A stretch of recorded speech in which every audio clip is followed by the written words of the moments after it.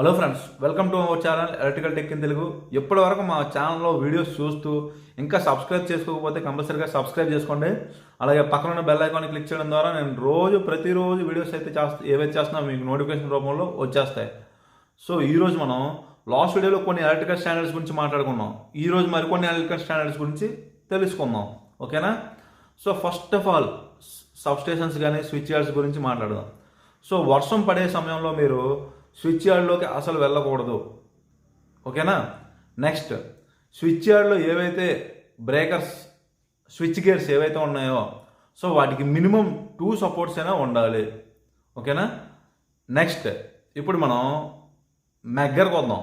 So మెగ్గర్లో మనం charge చేసేటప్పుడు మెగ్గర్ని అది 500 వోల్ట్స్ డీసీని మనకి చూపిస్తుంది వోల్టేజ్. సో అది ఎలాగో మీకు ప్రాక్టికల్గా చూపించాలంటే మీరు మెగ్గర్కి 3 టెర్మినల్స్ ఉంటాయి చూసారా, అందులో మీరు ఏదైతే చెక్ చేస్తారో ఈ యొక్క 2 వైర్స్తో, సో ఆ 2 వైర్స్లో తీసేసి అందులో మీరు క్లామీటర్ పెట్టి వోల్టేజ్ చెక్ చేయండి. డీసీ 500 వోల్ట్స్ టు 600 వోల్ట్స్ వస్తుంది. నేను చూస్తే మ్యాక్సిమం 500 వోల్ట్స్ చూశాను. మీరు చూడండి. ఓకేనా? కంపల్సరిగా నేనైతే చూశాను. ఓకేనా? నెక్స్ట్ 3 పాయింట్స్ అయిపోయాయి కదా. ఇప్పుడు మనం మోటార్స్కి వద్దాం. సో ఇండస్ట్రీస్లో ఎక్కువ కామన్గా యూజ్ చేసేది మోటార్స్, విఎఫ్డీసే. సో ఈ వీటి గురించి మనం కొన్ని ఎలక్ట్రికల్ స్టాండర్డ్స్ గురించి మాట్లాడదాం. ఓకేనా?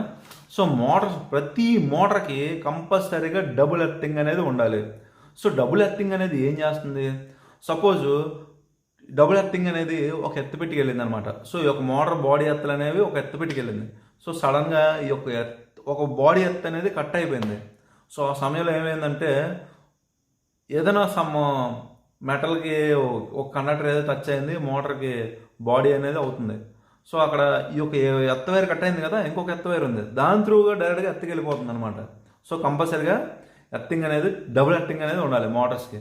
అలాగే విఎఫ్డీస్కి కొన్ని ఎలక్ట్రికల్ స్టాండర్డ్స్ ఉంటాయి. అందులో ఒకటి నేను చెప్తాను. సో విఎఫ్డీస్లో మనం కొన్ని ఇండస్ట్రీస్లో 160 కేవీఏ, 150 కేవీఏ, 200 కేవీఏ అలా సమ్ ఇంకా ఎక్కువ కేవీఏతో కొన్ని పెద్ద పెద్ద లార్జ్ స్కేల్ ఇండస్ట్రీస్ అనేవి రన్ అవుతాయి. సో అబోవ్ 160 కేవీఏ యూజ్ చేస్తున్న ఇండస్ట్రీస్ ఏవైతే ఉన్నాయో అందులో కంపల్సరీగా విఎఫ్డీస్ అనేవి యూజ్ చేస్తారు. సో ఈ విఎఫ్డీస్కి టెర్మినల్ నందు చూసారా, విఎఫ్డీ నుంచి డైరెక్ట్గా వైర్ తీసుకొని మోటార్ ఎర్త్కి కలపాలన్నమాట. ఓకేనా? ఇది ఒక ఎలక్ట్రికల్ స్టాండర్డ్ విఎఫ్డీస్ దగ్గర. అలాగే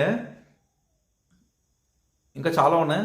అవి ఇప్పుడు మనకి న్యూట్రల్ బదులు కొందరు చూడండి, ఒక దగ్గర 3 ఫేస్ ఉంటుంది. ఓకేనా? సో అక్కడ న్యూట్రల్ ఉండదు, సింగిల్ ఫేస్ ఉండదు. వాళ్ళు ఏం చేస్తారంటే లైట్ కావాలి, అక్కడ సింగిల్ ఫేస్ లైట్ కావాలి. వాళ్ళు ఏం చేస్తారు, ఒక ఫేస్ నుంచి తీసుకొని ఇంకొక న్యూట్రల్ ఏం చేస్తారంటే ఎర్త్ కలిపేస్తాడు. సో అప్పుడు లైట్ అనేది వెలుగుతుంది. ఓకేనా? కానీ ఈ ప్రాసెస్ అనేది ఎక్కడంటే అక్కడ యూజ్ చేయకూడదు, కంటిన్యూస్గా యూజ్ చేయకూడదు. ఇలా చేయడం వల్ల కొన్ని సందర్భాల్లో హై వోల్టేజ్ అనేది క్రియేట్ అవుతుంది అన్నమాట. ఆ సమయంలో కొన్ని షార్ట్ సర్క్యూట్స్ అయినా ఏమైనా అవడం జరుగుతుంది.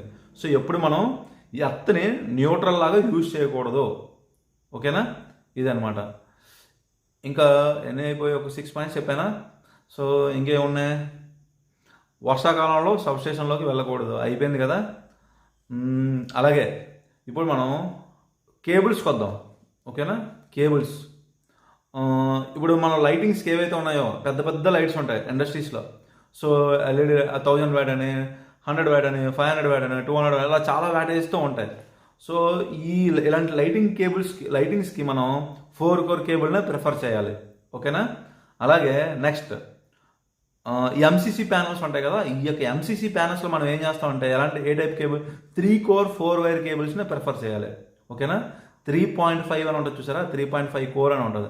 సో వాటికి మరి మనం ఎంసీసీ ప్యానల్స్ ఈ టైప్ ఆఫ్ కేబుల్స్ని ప్రిఫర్ చేయాలి. అలాగే మోటార్స్కి వచ్చేటప్పటికి 3 కోర్ అంటే RYB 3 వైర్స్ ఉంటాయి, వాటిని మనం ప్రిఫర్ చేయాలి. ఓకేనా? ఇంకా మనకి మోటార్ గ్లాండ్స్ ఏవైతే ఉన్నాయో అవి ఎప్పుడు కంపల్సరిగా ఎర్త్కి అనేది కనెక్ట్ అయ్యి ఉండాలి. ఓకేనా? ఇంకా కొంచెం స్టాండర్డ్స్ ఉన్నాయి, ఇంకొన్ని స్టాండర్డ్స్ ఉన్నాయి. అవి నేను మళ్ళీ నెక్స్ట్ వీడియోలో చెప్తాను. చాలా ఎక్కువ చెప్పేశాను ఇప్పుడే. ఓకేనా? సో ఇంకా మంచి ఫర్దర్గా ఇంకా మంచి చెప్తాను. సో వీడియోస్ని అయితే చూడండి, అలాగే నలుగురికి షేర్ చేయండి. కంపల్సరీగా మనం నాలెడ్జ్ అనేది నేర్చుకోవాలి ఎలక్ట్రికల్.